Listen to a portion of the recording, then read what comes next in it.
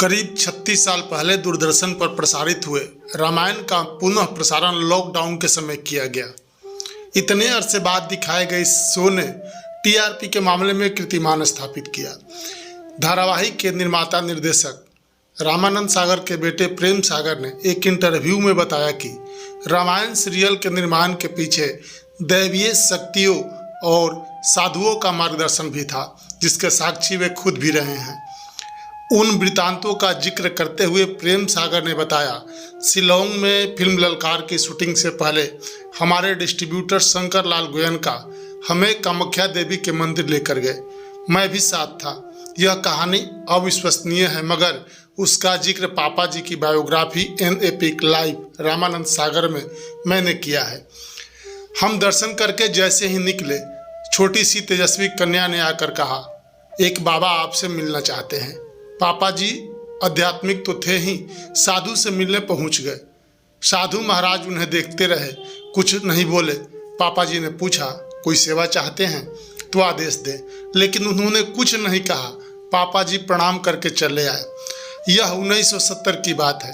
10 साल बाद फिल्म कोहिनूर की शूटिंग के लिए हम उत्तराखंड में हर की पैरी से 2 किलोमीटर दूर गंगा तट पर थे। अचानक बरसात होने लगी। एक तरफ गंगा मैया थी, दूसरी ओर तूफान। दूर दूर तक कोई मकान नहीं था। तभी पापा जी को वहां पर साधु का आश्रम दिखा। उन्होंने अपने असिस्टेंट से कहा कि साधु से आश्रय देने का निवेदन करें। पहले तो साधु बाबा नाराज हो गए, फिर पूछा, डायरेक्टर का नाम क्या है? उसने भागते हुए कहा, रामानंद सागर। यह सुनकर उनके चेहरे के हाव भाव बदल गए। उन्होंने माफ़ी मांगी। आदर के साथ सबको आश्रम में लेकर आए।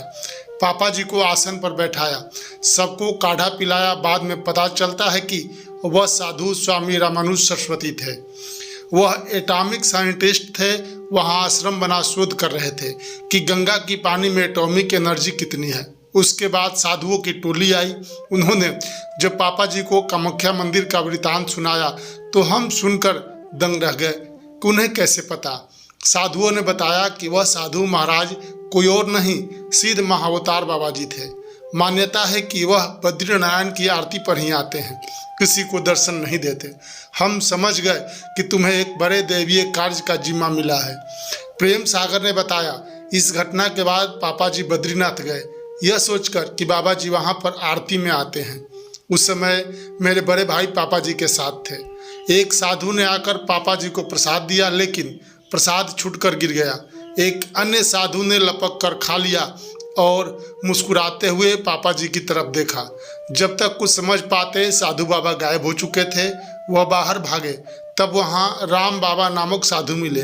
उन्होंने पापा जी से कहा, तुम सिनेमा छोड़ दो और टीवी के लिए रामायण बनाओ। 1 साल के अंदर रामायण का निर्माण प्रारंभ हो गया।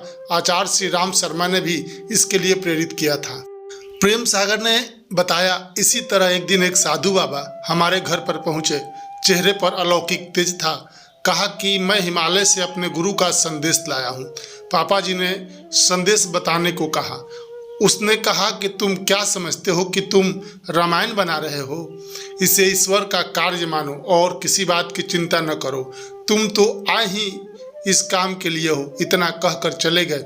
यह वक्त था जब पापा जी रामायण के निर्माण में आ रही शुरुआती समस्या को लेकर परेशान थे।